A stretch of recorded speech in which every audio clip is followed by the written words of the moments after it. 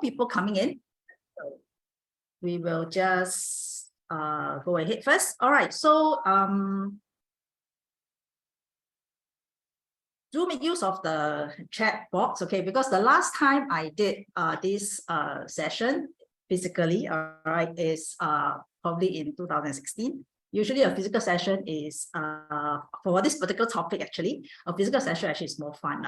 So I hope today we can, although it's a webinar, I hope we can continue to, you can continue to be engaged, all right, in the session. So today's topic on how you can actually teach your children to with some money skills, all right, or rather to begin them with some financial literacy by using their Hongbaos money is actually a very good opportunity. All right, so I will go through like why is it so important, okay, that children should be financially literate as well, and we should all do it as soon as possible when they are still young. Then I'm going to share with you what is this three bucket system. Okay, so this three bucket system basically is about saving, about spending, and also about sharing. So we want to bring up our kids to be more holistic adults, okay, not just so that it is just not about money, but in terms of their value system, all right? So in terms of their moral value. So a lot of things are actually can be done through money itself, all right? And of course, the last thing is to talk about, that I want to talk about would be the power of compound interest. What is it?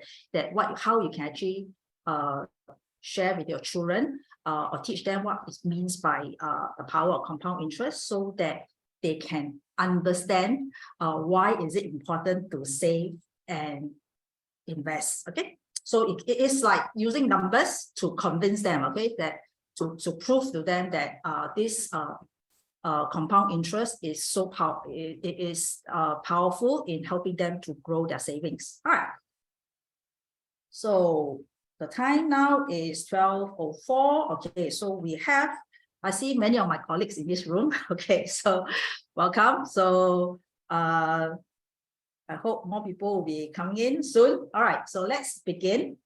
Okay, and if this is the first time you're coming in attending a MoneyOwl talk, then we'll probably want to start by sharing a little bit about who is MoneyOwl, about the company. Okay, so I'm quite sure all these logos you see on the slide, you'll be very familiar with them. Okay, so all these are the social enterprises set up by NUC Enterprise. And MoneyOwl, we joined them. We were also a social enterprise set up under the NUC Enterprise and we are set up in 2018. So the purpose of our existence, all right, is to actually help ordinary Singapore families like yourself and myself to help them plan to improve their financial wellness, to be able to plan and be to have a fulfilling life today as well as to have enough for tomorrow by making wise money decisions. And we want to make financial planning affordable. All right. And how do we do it? Okay, we do it so we are a licensed financial advisory and we do it through using our three platforms. So we have our insurance planning, our investment planning, as well as a free will writing platform. So then, of course, some of you may say that, hey, you know, there are so many other banks and financial institutions also sell insurance, also have investment, you know, so what makes us so different? Okay, now for insurance, okay, we actually do rebate the premium, okay? There's a commission rebate because all our client advisors are fully salaried, so we do not earn any commission by selling any product. And because of this, we are able to provide very conflict-free advice because there is no vested interest of trying to sell you an expensive product. All right, and even investment, okay, we charge a very low cost. It's a very low cost product because we only work with partners that charges low fees. Okay, so it will help you save as compared to other institutions who charge where most of the money actually goes towards paying for commissions, right? And our will writing is actually free as well. And the other thing that we are able to help people plan more accurately for the future is that we have a CFP, which is the Certified Financial Comprehensive Financial Planning Tool. So I'm not sure how many of you actually have gone through this. Most of you here are probably our corporate clients. So through your HR, we would have introduced this CFP platform to you. So I'm not sure how many of you have actually completed this journey. If you have, do feel free to type in your chat box. And then if you have not, I will strongly encourage you to go through this journey. And why is this platform so important or so good in helping us plan? Because we incorporate CPF into our planning. And all of us know, if all of us Singaporeans, we all know that if we ignore CPF, will probably form at least 1/3, if not half, of our retirement income. And for some people, maybe something, the CPF is probably the only thing they are relying on for retirement. So if we ignore CPF or exclude CPF in our plan, then our retirement plan will never be accurate. All right. And the other thing, how we actually are different from others and how we actually help other people to make wise money decisions is actually through education. So I would say that we are the only advisory firm, okay, that conduct financial education programs like what you're attending now. Okay, so you go to any other banks or other insurance company, nobody conducts financial talks like this. Okay, so I hope today, because what I always believe that education or knowledge is able to help people make at least informed decisions, all right, or actually wise decisions as well. So this is what we do, and let's a little bit about myself, or maybe I'll probably spend a little bit more time over here. Okay, I've been in the financial industry for more than 20 years. And I joined the financial industry in, especially pertaining to today's topic. I find it's important to explain where I come from. Okay, so before I actually joined the financial industry, I was a teacher. So after teaching for almost 10 years, and in 1998, I decided to leave the teaching industry because when I was a teacher, back then, my two girls, I had two girls. Back then in 1998, one was 4 and the younger one was 2. Okay, and having seen many of the students, I taught in JC as well as the polys. So basically the teenagers. So when these kids come to me, I realized that I don't think I want my girls to be like some of them. Okay, so I decided to be more hands-on, to really engineer how I want my kids to grow up. Okay, to be a holistic, useful adult. So that's why I quit and I joined the insurance industry because of the timing. It is unlike these days where parents are very fortunate. Okay, you have you can have longer leave. Okay, back then, at the old, we still working on 5.5 days work week. So that's the reason why when I decided to join the financial industry, it was to have flexible hours so that I could actually spend time with my girls. So all of you here could be parents. Okay, so I would like you to understand that parenting is probably the hardest job to do, okay? And it's also a full-time job. And the worst is that parenting doesn't come with a manual. All right, so there is no it isn't a guidebook, where you follow A to Z. So you have to be very flexible. What is very important in parenting, I realize, is time. Okay, you really have to spend a lot of time with your children. So back then, when I joined the financial industry, my initial plan was just to go back to full-time teaching when they are 12. That means when they finish a P6, PSLE, I felt that maybe by then they're old enough and I could go back into football. I really love teaching a lot. So I can go back to full-time teaching. Then I realized that when they're 12 years old, not ready yet. Because when kids go through puberty, can be very scary, boy or girls. All right, so the friends that they mix with can easily actually undo all the values or what I taught them. So I decided to stay on. So the timing couldn't be better in 2012 when my younger girl was sitting for the O level. And I find at that time it was a good time. Okay, the time was right for me to actually go back to a full-time job, and the timing couldn't be better when in 2012, MAS decided to start a financial literacy program together with Singapore Poly. So IFL was the institution that they set up in collaboration, and decided to join them. So I go back to kind of teaching. All right. So using my industry experience and as well as my training, my knowledge in teaching to help working adults to be able to understand personal finance, okay, to be able to plan better. So today's topic is a little bit unique in the sense that it will probably leverage more on my experience as a parent, okay, rather than my experience in the industry.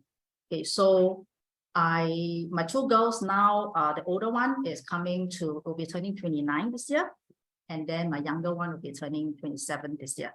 So my older girl just got married 2 weeks ago, all right, and my younger girl studied in Australia and continued to work in Australia. So came back. Thank you. All right, came back to actually help the sister with her wedding. So back then, so towards the end of this session, okay, I will share with you a book that is that's very good, that you can continue to read up on how you can actually teach your kids to be a money genius. All right, so that's probably a title of the book, to be a money genius. So the book was released in 2017, and a lot of the things that the author talked about are actually proven by studies. Okay, and however, I'm also pleased, surprisingly, okay, I actually has been using quite a number of those things that she talked about, okay, when I was bringing up my kids, especially in terms of money management. So somehow along the line, I definitely had done something right. Okay, so, and now being they are already young adults, I can say that they are very strong in their budgeting. All right, so that is a skill that I will encourage all of you to actually start with your children when they are young, how to budget, because that is part of money management. All right, so the usual disclaimer from my company. All right, so I will actually share with you ways that you can grow your money.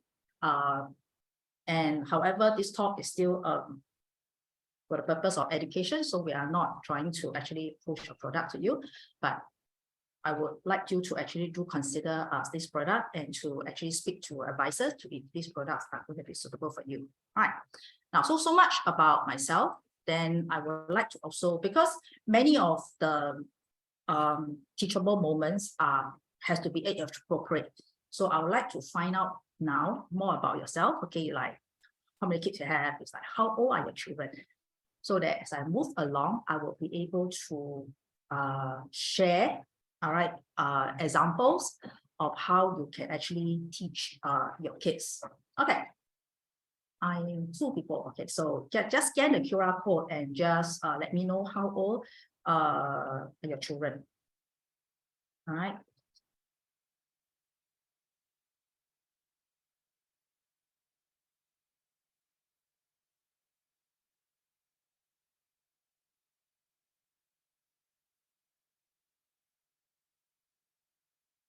I have like almost 40.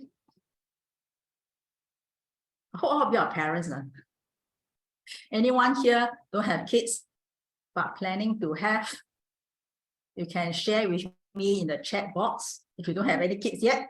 But then you say, okay, I better learn in advance so that if the kids come along, I will know what to do. Anyone? Anyone here do not have any kids? Okay, so it looks like everyone here have children, and most of you, okay, I would say that your kids are in primary school. Okay, so this session will be very useful for those where your kids are actually between the 3. All right. Okay, so good. So half of you here, your kids are actually already in primary school. Now, no kid now, but planning. Okay, good. I hope you will, after hearing this talk, I'm not so sure whether you will change your mind or not, or plan to have kids, okay, because it's really a lot of work. All right. Okay, next one. So New Year, just over last month, right? Yeah, last month. So I'm quite sure all your kids have Hongbaos money. What happened to them? Good. Deposit into their own savings account. All right. What else? Invest for them. Okay. That's typically what our parents would do, right? Okay, let me invest and grow your money. So the kids is as good as not having the money, right? Okay, very good. Let them keep their own money. All right, 10% of you. Okay. Probably those are like probably for the older ones. Use it to pay for expenses. Okay. Save, keep for them. So when you save, keep for them, I assume you put it into the bank, right?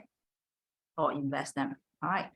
Okay, so good. So there are no others. So basically, most of you would actually save up the money, which is very good, because that is what we want to, rather than spending them all.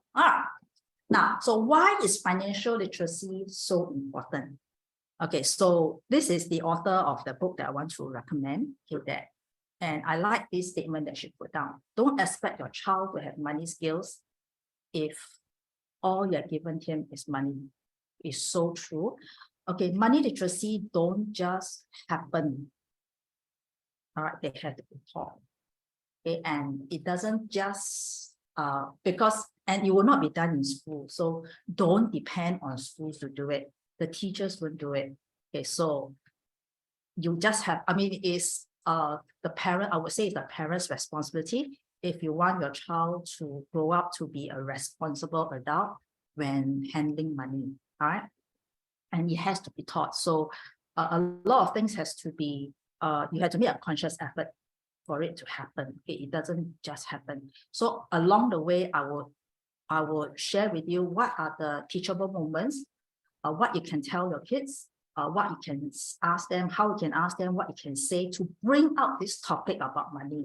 It is not like any other subjects where you sit your kid down and say, okay, let's talk about money management. Okay, it's not going to happen that way. All right. So the teachable moments will happen anytime. And then how are you going to, how can you actually look out for these moments and seize the opportunity? So that is what I will share with you. How I do with my kids. Okay, what I do with my kids. Now, so why is it so important? All right, so money management, okay, is, I would say, is the most important, one of the most important life skill. So why financial? So financial literacy has two things. All right. So one is money management.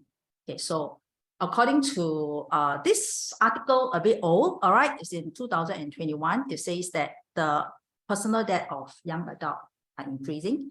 So, and the worry is that the situation will get worse because it's 2021 and that was 2 years ago. And already at that point in time, we already know that interest rates are moving up. And we now know that interest rates are very high. So if they choke up a lot of debt, then they could have a problem paying off their debts. All right. And this is the latest, okay, article of report from the Credit Bureau. So CBS, that's what Credit Bureau Singapore. So it's the last quarter compiled based on last year. It shows that the number of people applying for credit card has gone up. So there can be many reasons. Okay, it can be due to like more people found a job, so they are able to qualify to be eligible to apply for a credit card.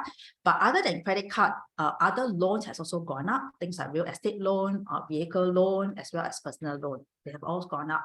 Now, according to the report, the delinquency rate still remains stable. All right, so delinquency rate means people couldn't pay off their debt or their loans after 30 days. So that means that is what we call delinquency rate. It remains stable. All right. However, I find that it remains to be seen because some banks have already increased their credit card interest, all right, by 1%. So it's about 26.9%. Okay, so And with credit card interest, if they do not pay off their outstanding balance, that means they have what we call a rollover credit. All right, then the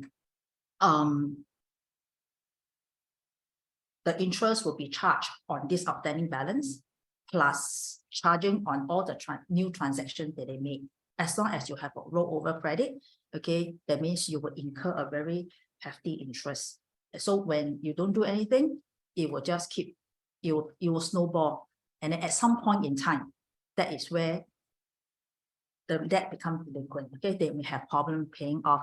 So it's very scary, because especially when I look at this, where everybody are start borrowing. Okay, so it shows that they are probably like not having enough savings. Okay, so and of course, certain things like, build housing loan, or this we cannot avoid, because at some point in time we need to borrow, but hopefully they borrow responsibly, knowing that the interest rate are high and they have the means to pay off. I'm not saying I'm not against borrowing. Okay, borrowing is all right as long as you can pay back. All right, so that is the ultimately. So as long as the young adults, okay, all those people like who can, when they borrow, they can actually make sure that they are financially healthy, that they are able to pay off the loan, and the borrowing is within a certain within a healthy range, then that is all right. So how do you know whether you're borrowing too much? Whether how do you know whether financially you're healthy? Well, you can actually go into use our CFP, okay, our comprehensive financial planning platform, to find out for yourself, okay, because the report will actually tell you whether financially you're healthy. So again, for those of you who have not done your CFP, please do it, because it is really a very good report to tell you where you are today and where you will be in future. All right. Now, so what is the other problem? Without financial, I mean, in the absence of financial literacy, what could happen? I probably have already released the answer a little bit. All right, so can anyone tell me, okay, in the chat, okay, what will be the problem if you are financially not literate? Okay, one is I already showed you the debt problem. Okay, what is the other problem? What could be the other problem? Lack of financial literacy could lead to what? What could lead to?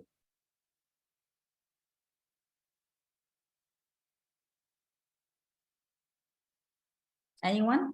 Anyone want to make a guess or want to share? Family dispute, okay. Financial literacy, family dispute, not quite. Poor management of funds, yes, that is where you will lead to a debt issue, okay.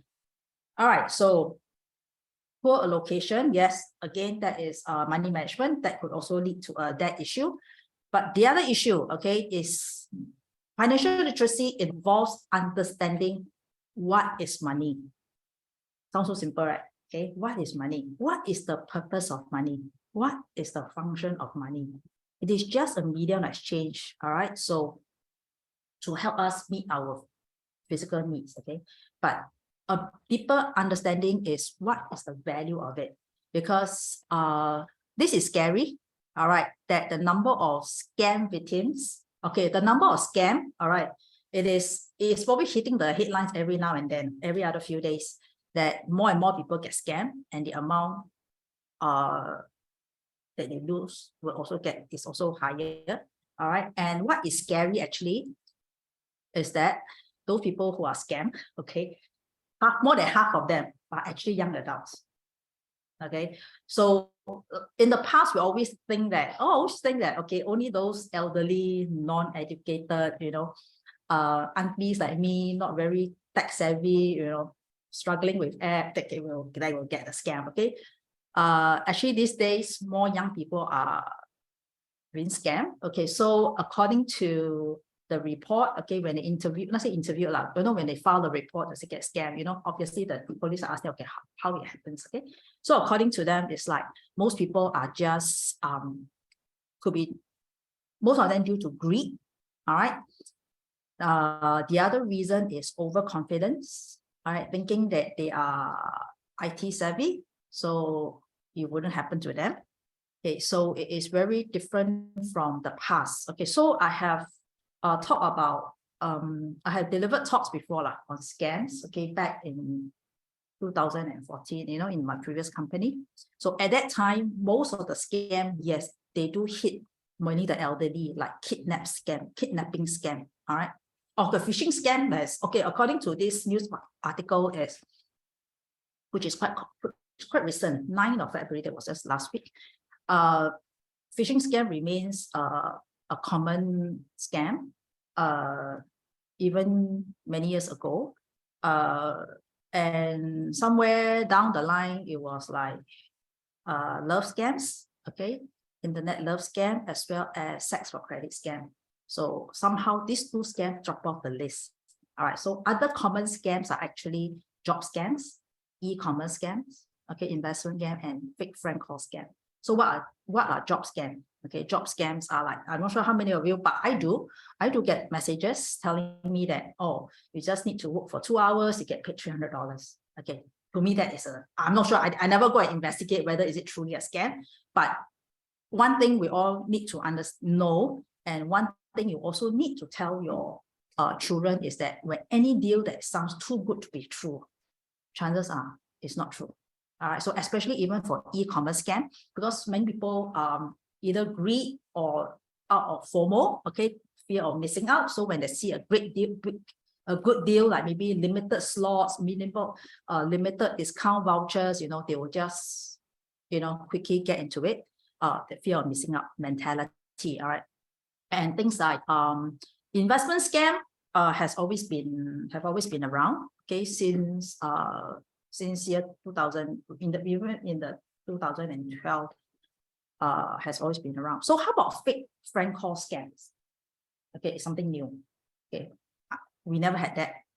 Okay, so I'm not sure how many of you have received fake friend call scam. What is it? Anyone knows? Anyone wants to share? Many recently. Okay, so how do you know it's a scam? Or rather, how do you suspect it's a scam? Stephanie, right? Stephanie. Okay, you can actually unmute, okay, to share with everyone so that we all learn. Disguise as friend, yes. And usually, like, the message would go something, you could receive a call, something like this. Say, oh, Stephanie. Oh, sorry, I'm not allowed to mute. Sorry. I think there is some setting that my colleague has done. Okay, so, okay. Stephanie. Yeah, Stephanie. I'm very sensitive to all this. Thank God for protection. Okay, phone call, they have been calling up, I think quite some time already. The previously is like, because my landline, usually nobody is using, nobody will call. They will call. I'm from StarHub, M1 Singtel, we are all the same. Huh? How can it be? They do not know the culture in Singapore. So they anyhow just say that they are the same. And recently is that they will call up and say, if my husband answered this call also. He heard a particular voice. So he said, then my husband assumed it's Don. But it was not, it was a scammer. Because he told him, I changed my phone number. Can you please change it in your phone? Then he hang up already. Then a few days later, this scammer will call again to pretend to be Don, and then will tell you whatever needs he need lah. Maybe he need hospital money, or maybe he need some investment scheme that you can join, like a good friend, chit-chat to help you. Different types. Then I told my husband, because my husband is very prone to all this, I said, use Scam Shield. Report and block and use Scam Shield. Yeah, I think this one is quite common recently. Yeah, that's right. Download Scam Shield. I find it a very good app. Yeah. Okay? So those of you who have not, download Scam Shield, and also get your kids, get your children, actually those who are like in the teenagers, okay, they have a mobile phone. So do get them to download Scam Shield as well. All right. So one other way of like fake friend call is that they can just call out and say, hey, I just found your number when I'm transferring my numbers from my old phone to my new phone. And then I realized I haven't called you for so long. So you want to meet a guest? Who am I? So any name you give, all right, they will take the persona of that person. So you say, oh, Daniel, okay, yeah, oh yeah, thank you. You still remember, you still can recognize my voice, that kind of thing. So these are, so they will fake friend. Okay, so they'll try to be like a friend, disguised as a friend. Okay, so very good. So this is something very new. Okay, we never had this in the past, but it seems very common these days. But it's still not the top. The top, I think that people lose a lot of money will still be the phishing scam. All right, so we always say that the not so smart ones get scammed, right? So how about the smarter ones? What do they do?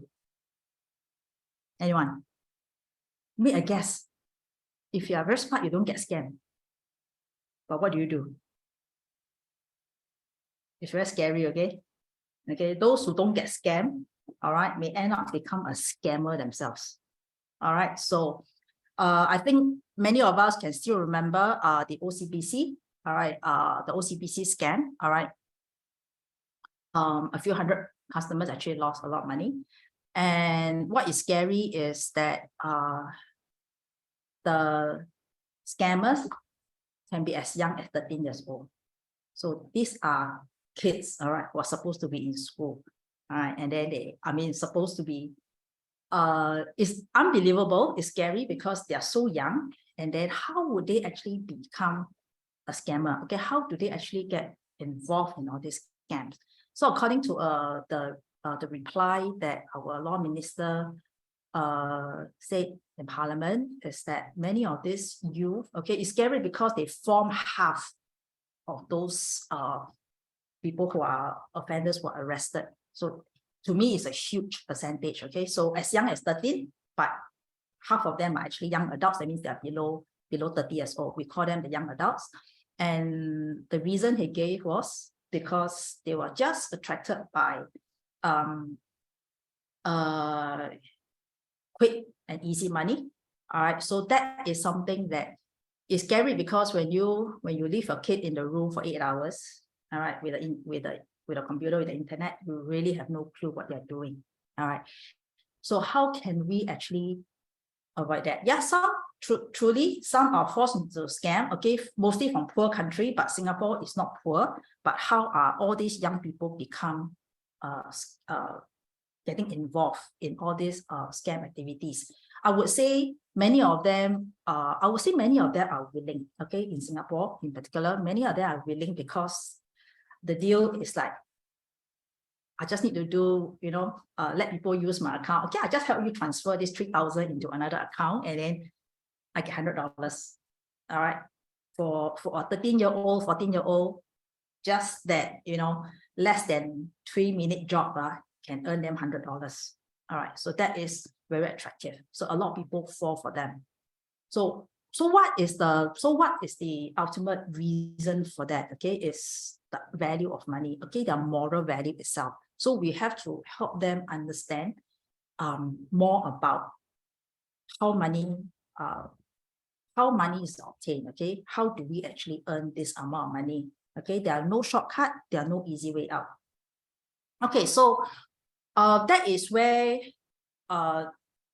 many young adults overspending, okay, or getting into scams in search for more money. Very often it's due to not having a very weak understanding of the value of money and what is self-worth. Okay, because without such, they will actually default into the expectation. That means they allow materials to actually define who they are, defining their self-worth. Okay, so that is where the problem is. And if you think about it, how can we actually protect our children from falling into debt or being scammed or become a scammer? Okay, it's the same question as asking, can you actually bar your kids from using the internet? The answer is no. So that's the reason why financial education is important. You have to start with financial education. And by the time you do it, actually, when they go to primary school, I won't say it's late. You can actually do it earlier. There are many ways you can do it, okay, which I will share later on. You can do it earlier so that they understand, because when they go to primary school or even secondary school, especially if you are sending them to elite schools, all right, there will be many students come from affluent families. They have affluent parents, okay, so they will end up comparing, how much pocket money, their shoes, their bags, and things like that. So if they don't have a strong value, then they will also want to be like them. Okay, but let's say if you can ground them with very good values, then you are training them to be more resilient, so that they know when to walk away, even if they'll be alone. Okay, even if they have to be alone, but at least they are standing for something they believe is right. Okay, they feel that it's right. Okay, so just like one, and if they can do that as a student, because we all know that kids, they like to have many friends. Okay, they like to be, the sense of belonging, okay, is one of the social needs that every one of us, or even kids, they want to have. So be able to stand on their own, okay, away from those people who are different. Okay, it's not easy. So parental support is very important to anchor, to support them to on their actions, to say that what they're doing is correct. Okay, so just like giving you an example, when my elder girl was in secondary, when she was, I think, in Set 2, so they had this group of friends who love, I don't know, I can't remember which it was the famous Korean pop group at that time. So when the pop group in Singapore, this whole group of friends, they will go to like the shopping center, and then, shop and scream, that kind of thing. And wherever they ask my girls to join, my girls wouldn't join them. Okay, partly she doesn't have the time, because by then she was a national athlete, so she has a lot of training. So she sacrificed a lot of her social life, okay, for training. And so she came up very strong. So she will not like just follow the crowd. Okay, she understands, she knows what she wants. Okay, so that is very important if you can help your kids build that kind of self-esteem. All right, because if you can do that when they can do that at a young age, when they get into adulthood, they will be a much stronger adult. All right. So then when do you think is a good time to start your kid on financial education? According to, it's actually as young as 3 years old. Okay, so I think just now from the survey, many of you have your kids, most of you, your kids are already above 3. Okay, so I have some who are less than 3 years old. Good timing. So now you absorb what you have learned. Okay, think about it, read up more. All right, and then so that when your kids start to grow up, okay, you can start teaching them that. All right, now, so according to research, 3 to 8 is the best age band to teach your kid financial methods, because at that age, okay, they are like sponge or maybe vacuum cleaner. They suck in or they absorb anything, all the information. So I'm quite sure many of you, let's say if you have kids in the age band, you will know they ask a lot of questions, right? They'll ask, why like that? Why that? Why this? Why that? So that's why that becomes the best teachable moments. When they ask, that is where you are able to guide them. All right. So all this information that they get, good or bad, they will just absorb. And this information that can be used against you or with you. So depending, so it's important that you and your spouse, the messaging must be consistent. Okay, if dad say one thing and the mom say another, then it becomes they can get confused. All right, so the messaging must be consistent. All right, and also most parents, they will just be very mindful, oh, what kind of programs did they watch, what kind of books did they read.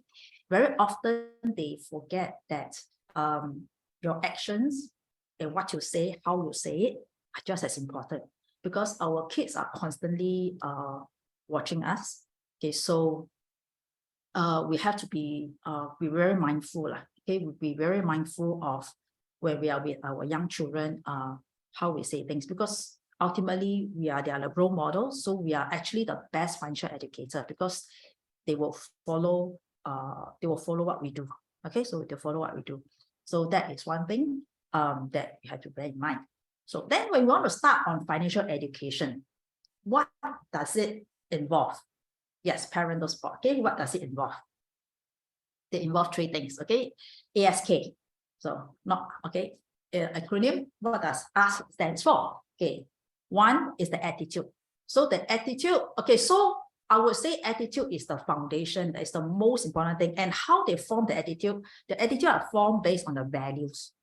Okay, so that's why it all starts with the values you impart in them. Okay, so that form the attitudes, the skills and the knowledge they can always pick up later. Okay, you can teach them on the, I mean, skills have to be taught lah. Okay, they cannot, you know, it doesn't happen again suddenly, and then you have to, and it requires time.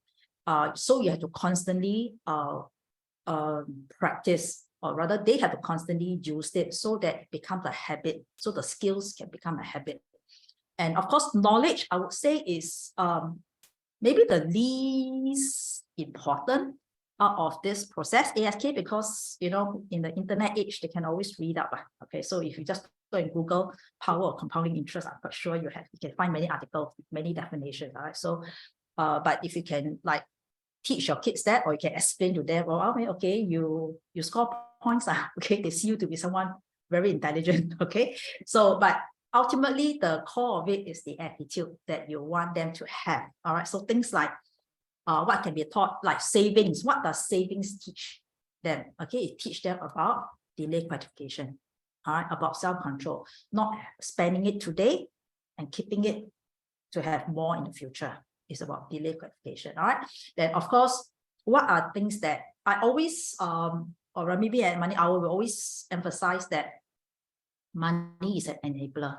So we do not want to bring up kids, or even ourselves, we don't want to be hoarding money, okay, but we want to be able to spend it, okay, on people and things that matter to us. So we must have that very balanced life to be able to have a fulfilling life today, and at the same time to also have enough in the future when we retire.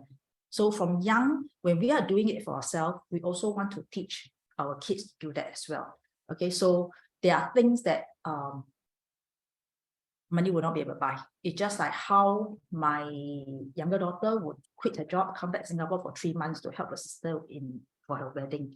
Okay, so if she has stayed on, you know, she would have earned so much more. Okay, so but she value, okay, what is important. Okay, she find that what is important. And then the other thing is that because once they have the right value, they will be able to make good choices, okay, make good decisions, be able to understand what the difference between a need and a want. So say, for example, if I need a wallet, okay, I need how many compartments, I can put my coins, etc., etc. So it's a choice between deciding between buying like the wallet that is $30, all right, again, a branded one that is $300, same design. Okay, so that is what you mean by being able to identify difference. So if they could pick one that is $30, they know they actually save $270. So the $270 can go towards other things. All right, and also with the right value, they will be able to understand that there is no free lunch. Okay, this is very important. If you read through, I follow quite closely all those news about scams, all right?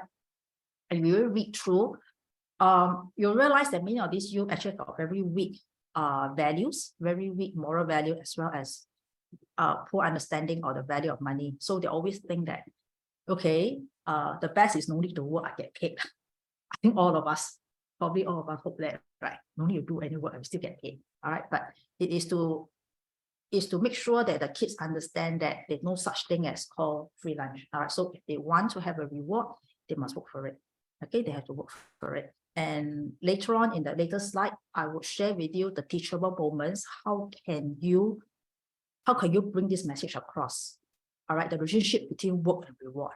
Okay, and of course, skills that of course you need the skills, because if you have the attitude is of course explaining the why, okay, but you need to know how to do it. So that is where things like budgeting, goal setting. Okay, so for kids who are very young, like 3-4 years old, they can start early on like things like counting money.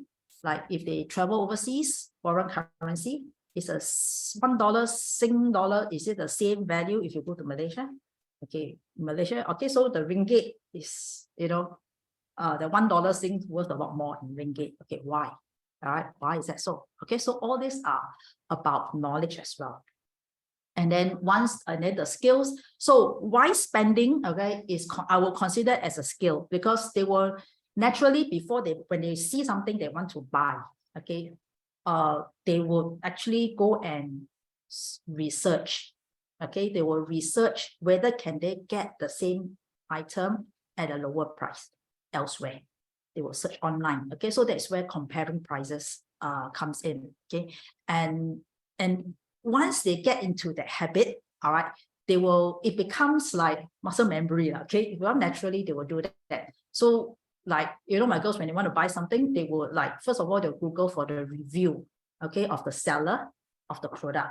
Even like hair dryers, okay, when they want to buy a hair dryer, okay, so things like that. Okay, so they will actually search online, and that's where they learn as well. Okay, so it's like the brand, the seller, the review, and then where can I get it at a cheaper price. Okay, so that is a skill on their own. So of course, money management is also a skill, which comes through budgeting. So when I talk about the 3-bucket system, is also part of budgeting and record keeping. So it is, I would say, budgeting is a very important life skill, especially for and it's best to start young, maybe in primary school, because when they're in primary school, they will receive allowance, correct? Pocket money. So with the pocket money, when they go to school, you actually have no control how they're going to spend the pocket money. All right, you do not know what they'll buy. Okay, so that's why if you could start them from young, they will know how to spend. Okay, how much is actually pocket money these days? I don't know. My girls really in their 20s. For all of you here, your kids are all in primary school, right? Okay, so how much do you give your kids pocket money? 2 to 250. Okay, enough or not? Do you ask them? Do you ask them enough or not? Do they come back with extra money? My children very smart, I give them $2, then they tapao food from home. So they come back with $2. Okay, so meal is 180. Okay, not too bad. So there's still extra money. Okay, so with the extra money, they can actually save up. All right, so saving has to be encouraged from young. All right, so how about secondary school? How about secondary school?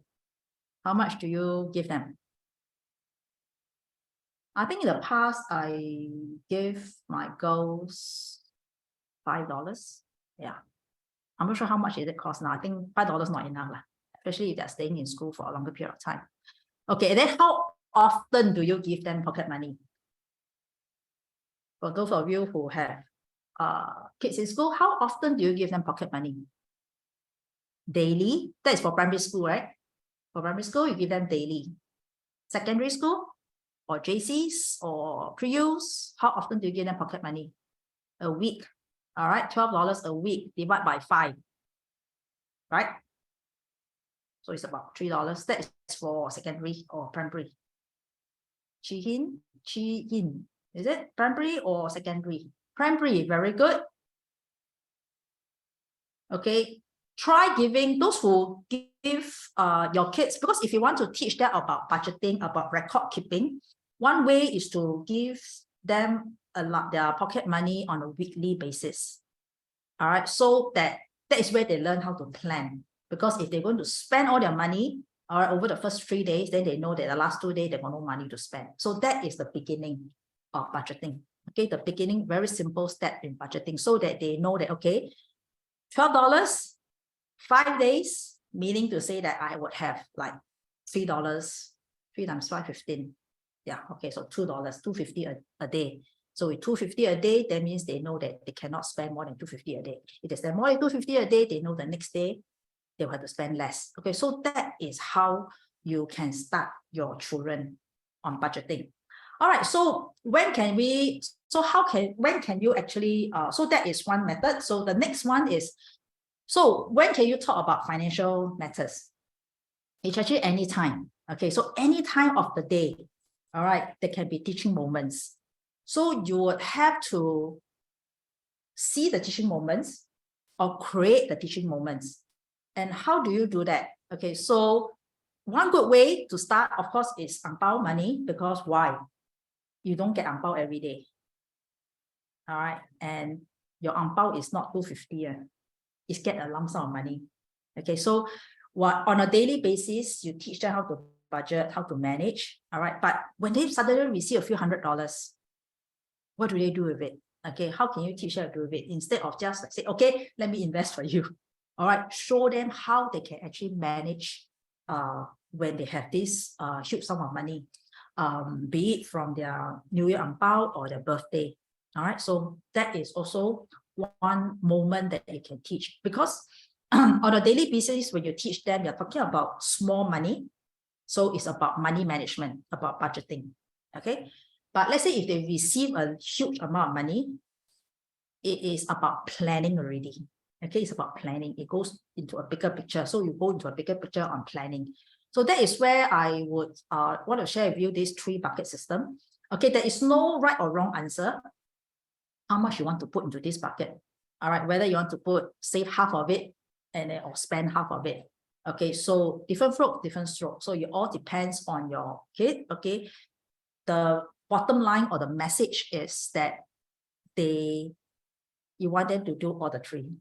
Okay, how much they want to save and spend is always a different thing. Okay, so I like to use transparent containers because they make savings visible so that they can see how much that they are saving. Okay, the money is growing. So of course, on a daily basis, this is very good because most of the time they come back with coins. So that's where they can put the coins inside the tin or in the saving box, and regularly you can do it like once a week or once a month. They go to the bank. And then of course save to spend. Okay, so that the middle one is about goal setting as well. So what do they want to buy? Okay, you encourage them to save for it rather than the parents always providing and buying the toy or whatever thing for them. So it's just as good as what the statement is. Okay.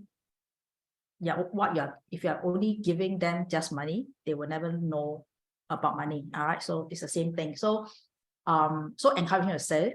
However, what I normally do would be match savings. Okay, because in the first place, I want to encourage saving. But I do not want to dampen their spirit as well. Because, when a kid, they want some toy, they want it as soon as possible, right? Yeah, so we want to save. But let's say if they're only coming back with like that 50 cents extra every day, how long does it take for them to actually save enough to buy that toy or to buy whatever they want to buy? So usually, my objective is just to see that they have the habit of saving. That means they're putting in the effort. All right, and then I will reward by topping up, okay, by matching their savings. All right, so like when my elder girl, after her poly, she decided to take a gap year, so she went to Korea. So she studied Korean for 3 months, and then she went to Korea for a work holiday, and she started saving. Of course, a year ago, when she was still in poly. So I told her, whatever she saved, I will match. So if she has saved 1,500, I will top up the other 1,500. So in the end, she went to Korea for 3 months, surviving on $3,000 cash. No credit card, nothing. Okay, so that is saving to spend. All right, so they have whatever they want to do. Okay, and then how about saving to share? What does it involve? Okay, so saving to share, the share part, okay, can be anything from charity. It may not always be about charity or donation. It could be like saving to buy maybe present for the best friends, okay, or for their favorite cousin or their favorite grandmother, kind of thing. So it's about, it's like the money if the money comes from their own pocket, from their own saving, they have that sense of achievement, okay, of ownership. They will feel very proud rather than you buy something and give it to them. Go and give it to Amma. Go and give it to your friend. Okay, it's different feeling. Okay, it's different feeling. All right. So how to so Stephanie say that your son is 10 years old and love to save, still cannot use the money in. But what is that? Your son is 10 years old. You love to save. Okay. And then still cannot use the money in this jar. So how to, okay, I have a similar question from a parent in the past who asked me, say, how to stop my kid from spending his savings? I think somewhere along the line, right? So depending on which jar you are talking about. Okay, if it's about oh, he's an extreme saver. That's why I say there's a very fine line. Okay, he doesn't want to spend. That's why it's a very fine line. You do not want to raise kids to be very stingy at the end of the day. So that's where the value comes in. You see, so it's like, so it's not balanced. So I'm not sure how come he end up saving so much and not spending. All right. So along the line, what did you and your spouse actually told him? It could be something that you have said, all right, that actually resulted in him just hoarding money and not spending. Okay, so it's about having this balance. Okay, it is okay, so okay, one of my, I must say that, okay, my elder girl is very balanced. Okay, she will spend and she will also save. Okay, but my younger one is something like that. She save, so she'll tell you that she's a flexitarian, because in Australia vegetable very cheap, meat more expensive. Okay, so she eat a lot of vegetables. Okay, but that's why, because she doesn't want to, even despite she's earning a good income, she still doesn't want to spend so much on food. So yeah, so that's why we will have to manage that. Okay, not to save too much, and then but yet not to overspend as well. So it's a very tricky balance. So very much depending on what you say to them. Okay, what you do all these years that resulted in them being in such a situation. All right. So okay, so these are the three buckets. So there is no fixed wrong, there's no fixed percentage, no right or wrong answer how much you want to save. Of course, when you read books, I have seen books will probably tell you to encourage kids to save everything. I don't agree. I don't find that as ideal. Okay, because money are meant to be spent at some point in time. All right. But not anyhow spend on things that are important, spend on people that are important to them. Okay, so that usually is the message I would like to that I always tell the girls. Now then, of course, for you can apply any kind of ratio. It could be a 60-20-20. That means you save 60% for long term, and then 20%, for spending, and 20% for charity. Okay, to help others, help the needies. All right. So that is the three bucket system. Now then, German moments. So I just divide into two groups, which is probably slightly easier. So most of you, I can see that have kids in this particular age group. That means between age 3 to P6. And then, of course, a group of you have older kids. In fact, quite a big group of you have older kids. So how do you teach this group of people, this group of teenagers? So for the younger ones are easy. Okay, so those are very, very young, like 3-4 years old. I mean, you can always start with counting. Okay, like open up all the pocket money, Hongbaos money, and then count how much they have, identify coins and notes, and then like foreign currencies when they travel. Okay, so all these are lessons that you can teach them. So that's why I never like, with kids, especially with children, especially, I never like digital money. Like how, I don't know, years ago, I think it's DBS, have this like watch, where the kids wear, and then when they go to school, they just tap and then they pay for their food. I'm not sure how many of you do that. I have never liked that. Okay, I don't encourage that, because then when you do that, then the kids will never know how to handle real money. Okay, because everything, and they do not know where the money is stored. So it becomes so virtual. Okay, so money lessons, I mean, yeah, it's okay if when they're older, but not when they're too young. Okay, so I still believe that notes and coins still the best way to teach kids about money. All right. So when teachable moments, all right, can always ask them, okay, how do they spend the money? Okay, where do they have enough money? Okay, what do they buy? All right. So, and because particularly in when they keep primary school, like even for Hongbaos money, I find it's important to give them ownership of the money, so they can understand that the money is theirs, not ours. Even we are safekeeping for them, okay, it's theirs. All right, so they must have certain control, or they are to decide how they want to spend the money, okay. Without such, then they will not be a responsible spender, okay, because if they have that kind of right to decide, then they'll realize that, okay, I got $100. If I'm going to spend all this on this, then I don't have any money. So they will, that is how you train, how I train the girls to be responsible to when they make decisions, because money is finite. Okay, if I spend more on something, I will less for other things. So that is where the training starts. So it is, so if you parents keep providing whatever they want to buy, you just provide and provide, then they'll never think that money is finite. Okay, so that is one thing that you can consider. All right, and then how along the way as they grow older, that is where if they open bank account, it can be a joint savings account, it can be a joint investment account, but ultimately, where does savings go? How does it grow? So that is where you can online statements or maybe update passbook to show them, okay, that because usually they'll be printed, right? The interest earned. All right, so the interest earned, then they will know that, oh, I put this amount about 52 cents in interest.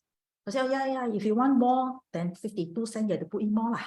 So that is one way of encouraging them to save. All right, so they can watch. So every time when you update the passbook or update the bank or going online to look at the online statement, they should be able to see that, oh, the value, the money, the first $500 that they put in gets bigger and bigger. All right, so that is on saving. So like what I mentioned, I will do match saving as well, so that they can it's a form of encouragement for them to save, to see, because sometimes if they put in just that 50 cents every day, the interest earned quite peanut, quite insignificant. They may not actually see it and may not be so exciting for them. All right, so match saving is one method of doing it. How about for the older kids? What can you do? So of course you teach them, okay, so usually for older adults, okay, I will encourage them to invest, because that is the age where they can actually understand, all right, the power of compound interest, okay, about inflation. Okay, so if inflation, so they know that things are getting more expensive, what they spend, because at that age, they will have bigger allowance. So they know that the same amount of allowance, they cannot buy the same amount of things, because that is inflation. All right, so how can they, so with the savings, they can compare the interest rate. If I'm going to put it in the savings account that earn less than 1%, well, if I put it in a MoneyOwl saver account that can earn 3-4%, you know, the difference is huge. So they will be able to at a very young age, they will start to invest. Okay, so many kids actually, if I'm not wrong, I know there are many parents who actually teach their children to start investing at the age of 16. So because they are able to understand that, I mean, you can teach them more lah, because being more mature. All right, and also to set goals. The goal setting is also a very I would say it's an important skill, especially if they want to buy big ticket items like going for a holiday, go to Korea to watch a performance. All these are expensive stuff. Okay, so you want to encourage them to set a goal. So because they know when they need the money, then you have to work backwards. How much do I need to save to arrive at that goal? So my girls are very good at that, especially for planning for holidays. Okay, so the budgeting skills are strong. So of course, it didn't come like naturally. So you have to start them young on budgeting, so that they are able to, because budgeting is closely related to goal setting. All right, because when you want to, then they will know how much they need to save. How to budget is how much you need to save in order to reach a goal. All right, so they are actually related. Now, on the values of the relationship between work and reward, that is where I will get. So my kids actually start working at the age of 16. Okay, every time school holiday, I say go and work. So that's where they learn the value of like hard work in order to get a reward. So that they touching, I won't say touching moments, but I remember one of the occasion when my older girl, after O-level, she works at Starbucks. Back then, Starbucks pays $6 per hour. So she could stand the whole day for 8 hours, and then minus all CPF, you know, she probably only bring home like $50. And it was at that moment, she realized how much it will how difficult it is to earn that $50, because she used to like go out to restaurants, okay, maybe go out for meals with her friends, and they would just spend like $30 or $40 on a meal. And she realized that, wow, I have to work so hard to just for that one hour. So from there, they don't eat up so often, because they become more mindful, because they know that money doesn't fall from the sky. Okay, it's not so easy. So that is one way you can actually encourage them to what you can do, because it's not that you need the money or they need the money. I think the lesson is to help them understand where money comes from, that you need to put in effort in order to get the reward. And of course, in the book that I want to recommend, there will be certain things that you may want to think through, whether is it morally right or not. Okay, so there are usually two questions I will always leave it to parents to think through. One is that, because you want to start, you want them to know the relationship between work and reward, right? That means they have to put in effort before they get paid. So you want them to understand that, right? So one of the questions is that, should you pay your kid for household chore? Okay, you do this for me, I'll give you $20. So that's one question. Number two, should you reward your children for good results? If you score above 90 per subject, I'll give you $50. There's no right or wrong answer, okay? But I think in the book later on that I shared, when you read, okay, it will they will tell you no. They will tell you no. And then they will also explain why no. Okay. Now, so I reward using praise and outing. Yeah, that's a very positive way. Yeah, you don't use money. For me, that's why I reward my kids for the process rather than the end result. Because if I can see that they're really studying very hard for the exam, and I always tell them that the results will take care of themselves. And because being the teacher myself, I know that every exam paper, there will be at least 20% of the questions that our kids cannot answer. Right? It is for those like very intelligent, because that is how the system is. They want to differentiate between the very intelligent students. Okay. And then that's how the not streaming, but the banding comes in. Okay. So there will always be 20% of the questions that kids cannot answer. So watch out for those like watch out for the social media after PSLE.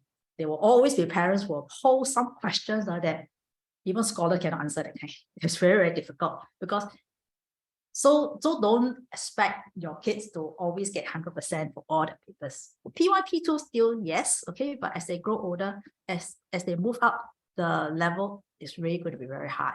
So be very realistic, okay? Be very realistic of your children's ability, okay, against what they're going to get. Because as long as they are doing their best, okay, you can see that they are really putting in the effort to doing the homework, you know, then I think I always leave results on its own, right? Because I said results take care of its own. Okay, so that is something that I do with my children. I think probably because I have been a teacher, so kind of know how the system works. So what is effect of compound interest? Okay, so there's some knowledge over here. So basically is interest you earn over the interest. So over time, you just compound, because again, one numeric example. So the earlier you start, or the longer time you leave your money inside, the more you will grow. Okay, so this is just a numeric example. If you want to use it to explain to your primary school, it's just simple math. Okay, I'm quite sure they can get it. All right. So basically, if I start off like compound money, $500, if I put in a Y-saver that pays 4%, then, you know, at the end of the year, okay, my interest is $20. And then on the second year, my starting balance becomes 520, and the interest will be on the new balance. That is what I mean by compound interest, where the interest will be taken in to calculate the new interest. So you can see that the interest will grow over the years, okay, because the principal plus the interest is included in the calculation. All right, so that is just a very simple way to actually, so it can be a snowball effect. All right, that with the interest earned, that's how their money will grow. That's how you can explain to your kids how the money will grow. So over here, I'm actually not thinking about special account, because I think in today, there are other instruments that can give you close to 4% and doesn't lock away the money for you. That means you still have the liquidity. All right, because if you put into SA, you know that you don't see the money until a very, very, very long time. Okay, so I don't really, I think in today's interest rate climate, there are other tools that you can use to earn this kind of interest. All right. Now, then of course, the other concept that I'd like to share is this rule of 72. It usually for me is just a very quick calculation that if I want my money to given a certain amount of interest rate, how long does it take for my money to double? So if the interest rate is 4%, and if I put in 1,000, when does it will take me 18 years before this 1,000 becomes 2,000? So become 500 becomes 1,000. Okay, so it's just a very quick. So I mainly don't use it on, okay, for this one, I don't use it on, say, I use it on debt. Okay, so they say it applies to the debt as well. So let's say if my credit card interest now is 26.9, if I don't pay in less than 3 years, if I owe the bank $5,000, it becomes $10,000 after 2.7 years. That means in less than 3 years. All right, and if I just pay the minimum amount, it will take me 14 years. I did a calculation. It will actually take me 14 years to clear a $5,000 credit card rollover balance. Total interest I paid will be $3,008. All right, so credit card is very scary. So if you can, never encourage your children to own a credit card if they do not know how to manage it. Okay, because it's very, very scary if you do not pay for whatever reason. If you do not pay, the interest is very, very hefty. Okay, so the other way you can use the rule of 72 is by taking 72, divide by the number of years you want your money to double. And then that they will tell you what kind of returns you need for your money. All right, so if you take 72, if I want my savings to double, okay, in 10 years time, that means my instrument must be able to earn me 7.2%. Okay, so that is just something that some knowledge that you can maybe is useful to you in any situation. But of course, let's say if you are very into math, okay, you really want the accurate way of calculation, you can actually use this compound interest formula. That means if I were to, what will be my savings be? Okay, my $1,000, how much would it be in the future if it's going to earn me, say, because this 72 is just an estimate, okay, but the actual calculation actually using this formula. So let's say if the interest can be compounded on a monthly basis, all right, so how much would this amount, my money be, how much would it be? Because it may not be double, right? That means after X number of years, okay, how much would it be? All right, so this is a formula. But of course, these days, nobody use a financial calculator to calculate. The easy way out, okay, is the app. Okay, so I use this financial calculator app very often. Okay, especially when I was like, when my children wants to, whether they want to invest or whether they want to borrow money or to buy anything, or whether to buy a house, you know, how to save up for it. Okay, I'll use this financial calculator quite a bit. All right, quite a bit. So you can scan the QR code, or you can actually download onto your mobile phone. It's very useful. All right, so you can, it's the same thing. Okay, you find out the future value by putting in all the other unknowns. So you find one unknown with the other 3 known values. Okay, so Well, we have compiled. Okay, I do not know. Many of you have already saved up your Hongbaos money. That's very good. Okay, or invest in them. I do not know where you actually put that. Okay, so at MoneyOwl, we actually did a compilation. All right, so these are all the instruments, the cash instrument that you can consider.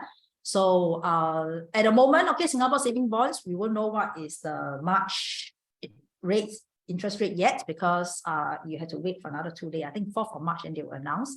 And so likewise for T-bills. Okay, so however, for Singapore deposit is also one of them. But usually out of all these 4 products, okay, I would say, not because I'm from MoneyOwl, okay, but I would say MoneyOwl's Wise Saver is probably the best among all. Because if you look at interest rate, very close, very close.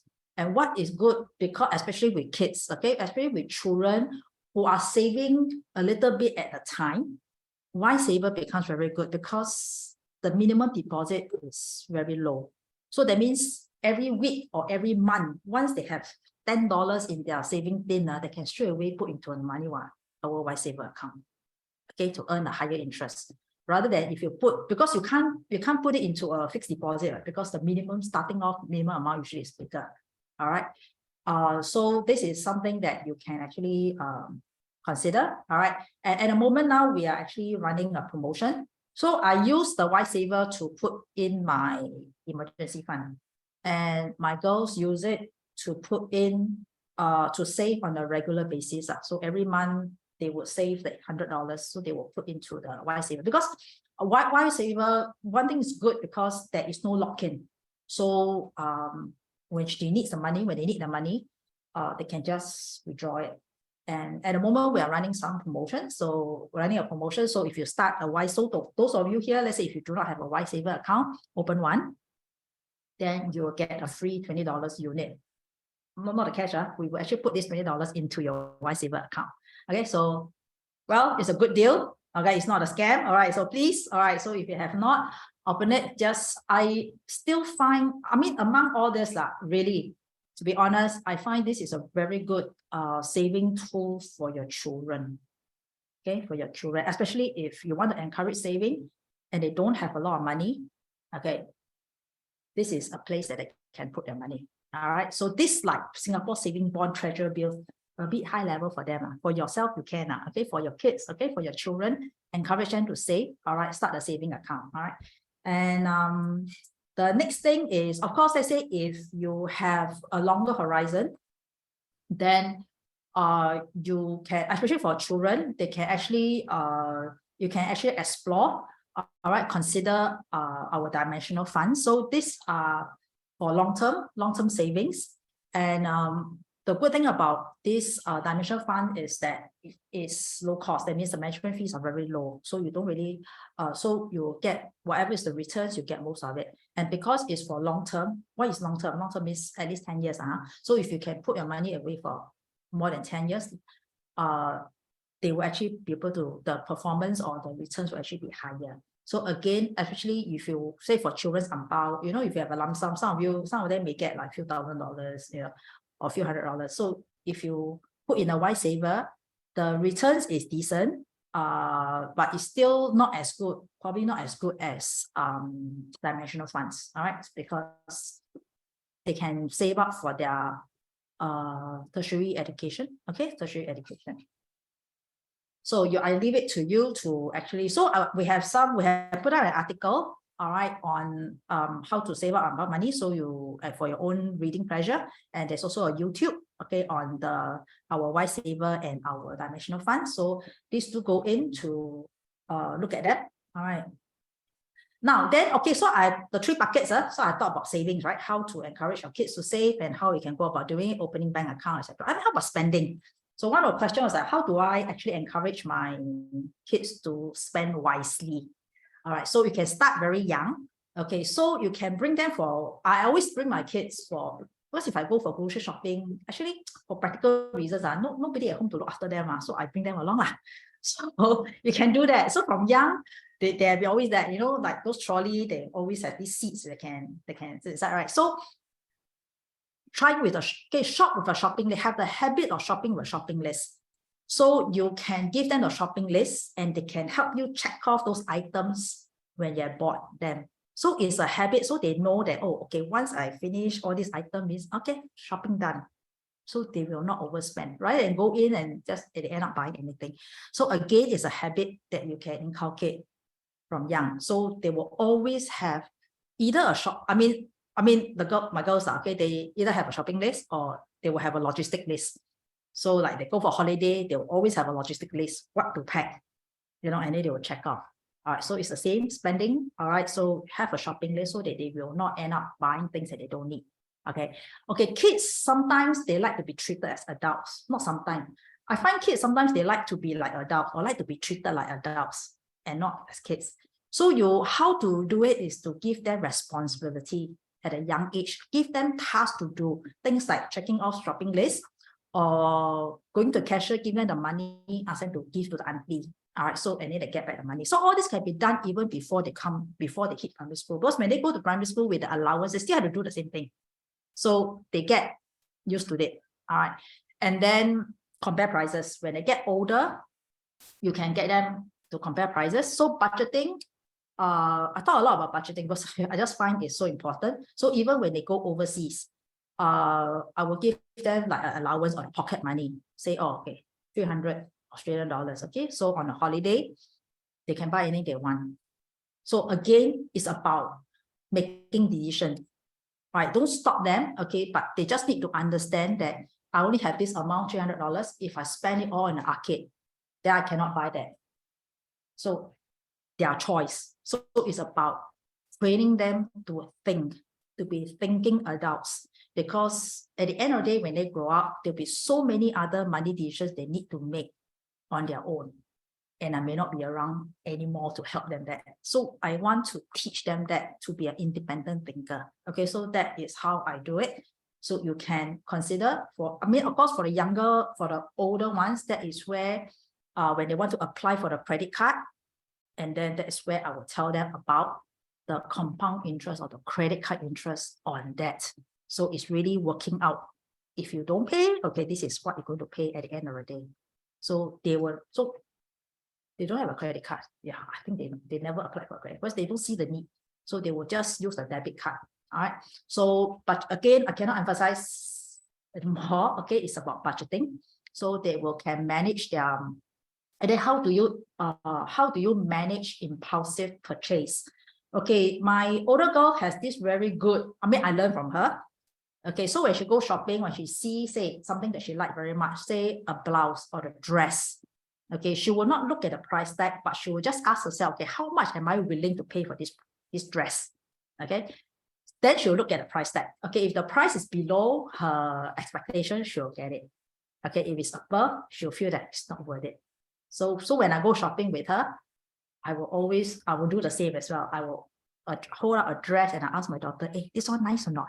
Then the next question she'll ask, how much? Then when I tell her, say, how much? She say, not worth it. That's why I end up not buying a lot of things when I go shopping with her.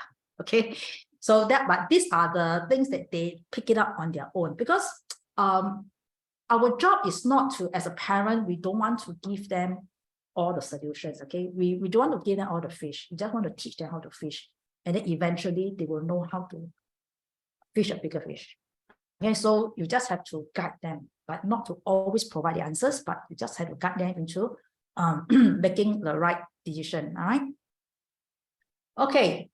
Then, okay, so the last bit, okay, I only got a few minutes, so I want just quickly, okay, on saving, on why sharing, why I feel what is lacking actually in our younger generation these days is that there's an overemphasis on academic excellence and very little emphasis on teaching them to be more compassionate, to be able to empathize. Okay, so this is, in my own way, okay, so it's not, you can take it as a reference. It's not covered in, it will not be covered in any of the finance tax, which is very money driven. Okay, but I feel that by teaching the children how to share and make it a habit, like if you go church or if you, for whatever religion, they could be offering boxes at the church or at the temple.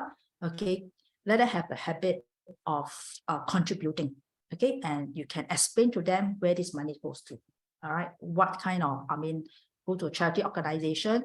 So commonly, I use a lot of newspaper articles, stories on the papers, okay? May not be Straits Times. I commonly use international papers as well, like The Guardian, okay? So to show them what the world is, to open up their perspective. Of course, so all these are teachable moments, lessons you can teach them, all right, how to volunteer, like whatever cause they like be it at an animal shelter or giving tuition to the needy family, donating for younger kids, okay, donating toys, donating their clothes. Many of them are still very young, very new, most of the time, very new. And then, of course, when they're older, encourage them to donate blood. I don't know about how you take it, because I'm a regular blood donor. So both my girls, because you are the role model, so wherever they see you doing it, you will also inspire them to do it. So lead by example. So both my girls started donating blood at the age of 17, actually. So one has moved on to donate pellets, because she says blood donation, wait for 3 months, too long already. Pellets you can donate every month, okay, but it's up to them, all right? But now it's up to them whether they want to continue donating blood or not, okay? So, but I know they started, because if they are below 21, they will need parental consent. Okay, so that's why I know they started, because I will sign the form. All right.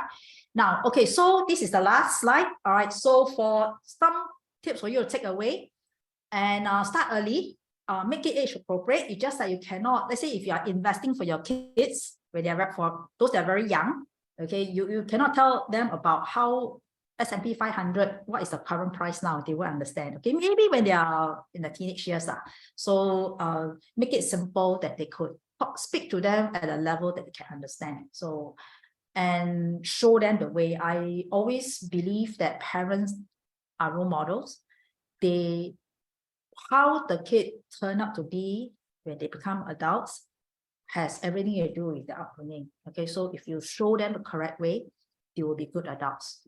All right, so what I mean by allow them to make money decisions, even if may not be the best decision, because I think sometimes lessons have been learned through mistakes. So if you stop kids from making mistakes, they will never learn. So some lessons are learned through mistakes. So let's say making a wrong financial decision, so you want them to make those mistakes while they're still young, where the amount of money is not a lot, than to make a bad decision when they become an adult and get into debt. Okay, so that is one thing. Now, and then of course, keep money fights behind closed door simply means that you and your spouse should be consistent in your messaging. So let's say if you feel that you and your spouse may not agree on certain things, then don't disagree in front of a kid. Say, for example, the kid may say that, oh, I want to go with my classmate, to go Korea, for this BTS, to support this group. Okay, so one spouse may support, the other spouse may think it's a waste of money. So then what you could tell the kids, okay, let me discuss with dad or mom, okay, I will get back to you whether can or not. Okay, so so the two will have to, because if you have different, then what will happen is that the child may end up going to the parent that will always say yes. Okay, even though you say no. Okay, because they find that it's easier to get a exit permit from the other parent. Okay, so that is not good. All right, so that is not good. So that can undo some of the lessons that you want to teach them. And also be honest with your children with money matters, especially in difficult times. Especially like, for example, maybe a parent or household member lost an income or suffer a drop in household income. Be honest with your kids, because if the kids are not aware, they may end up still want to spend the same way. They may still want to eat their McDonald's every weekend, which can be very expensive. But if they know the actual financial situation, what their family is going through, you'll be surprised. You will be surprised that they will actually know what to do. They will actually cut down. Trust me in that, because I have helped needy families before on budgeting or money management, and I will commonly get kids who are above 9 years old to attend the class together as a parent. So I have come across cases like this, okay, where the child understood and apologized to the mom because he didn't know what the situation was until the mom shared in class. Okay, so don't underestimate our kids. Okay, so be honest with them. All right, sometimes very often they will support us as well. So again, don't stop comparing, because when you compare yourself with your colleagues, with your brother, your sisters, children, etc., likewise your children will also end up comparing with their peers. Okay, everything begins from what we do. Okay, and of course, walk the talk. If you do not want your child, if you want your child to spend wisely, then you will have to spend wisely yourself, right? Because otherwise, they will say that, hey, no double standard lah, because they say, hey, how come you're doing this and then you don't allow me to do that? Okay, now, okay, so the recommended reading, okay, there are two. Okay, reading, there's only one. This book, all right, like what I say, it was released in 2017. Many of the cases that or things that she said are actually proven in the studies of research, and many of them is what I do. So you can actually, it's available in the library. There are 16 copies. So you can actually borrow from the library, make your kid money genius. So if you Google, there are many financial books, but just be mindful, these are American. So don't go for the facts, go for the concept, because of course they'll talk about 401k, you know, these are their own pension scheme, you know, so not everything may be, because it's still a different culture, so not everything may apply to us. Okay, so just read and understand the message behind the methods or the concept, and you use it that is applicable to your own child, right? And of course, the other one that is local will be the Money Talks CNA. You can go and search for this video again, or this podcast again, why the ABCs of financial literacy for children is critical. So you can listen to the interviewee, how he actually do it. Okay, so his kids are in primary school, so like many of you, I think 9 or 7 or something like that, 4 and 8, around there. So what he does, okay, what he does. So this is 2 things that you can do it on your own. Okay, so this is my last, okay, I think come to the end. Okay, thank you so much for joining in. Any questions so far? Okay, so the chat box pretty quiet. All right, any questions that you want to ask? If you can stay, okay, it's exactly 1:30, so or 1:35 already. I overran slightly. So if you really have to run off for another meeting, please feel free to actually to leave the room. If you want to have a copy of the slides, I would appreciate that you actually send us your email. Okay, so you can send to any of us from MoneyOwl. Okay, so there are a few of us in this room that you can send that you can request for this slide. Okay, as long as you see the MoneyOwl at the back. So other than myself, then you can look for Albert, Joan, and Daphne. All right, so if you give us your email address, we will actually send you a soft copy of this. Otherwise, you can just like copy down. And also, yeah, if you have some time, 1 or 2 minutes, scan this QR code to give us some feedback on how you find whether it's the talk useful to you, have the talk been useful. And of course, if you need to take down like the details of the books, you can do that.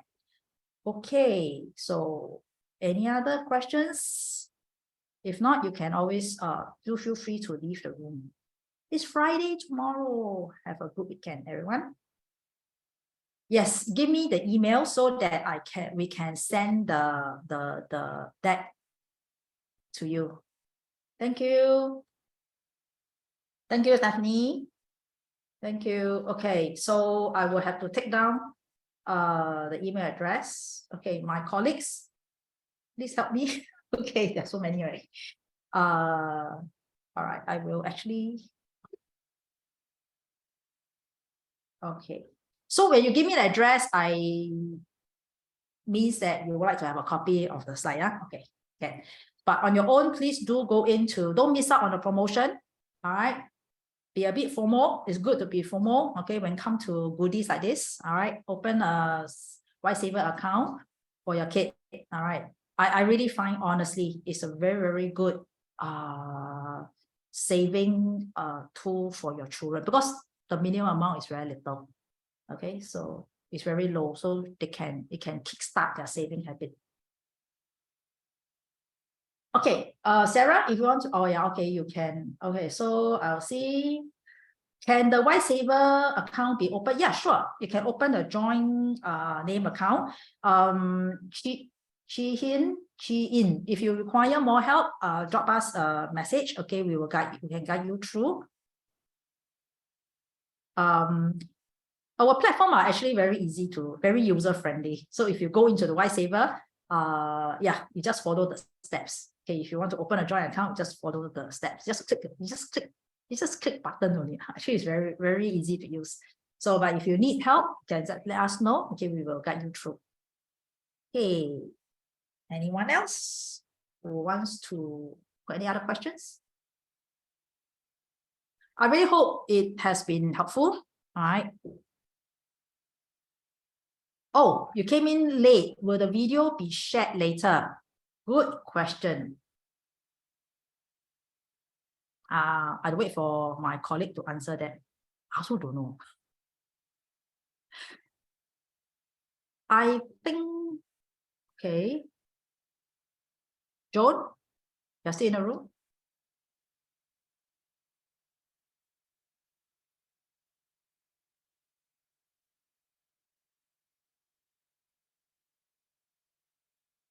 Does anyone else has any other questions? Okay, I'll move on to the next slide. In case some of you have not scanned the QR code for the evaluation. Okay, thank you. Can let the kids view the account? Yes. I don't see why not then. Because if you want the kids to understand the importance of saving and the benefit of saving, you have to let them know, like, look at the account, so that they know that the money is growing. All right, and this money eventually, will be theirs. Okay, we're only custodian. The money is not ours. Okay, when whatever money the kids save up, is their money. Okay, it's not our money. We're only a custodian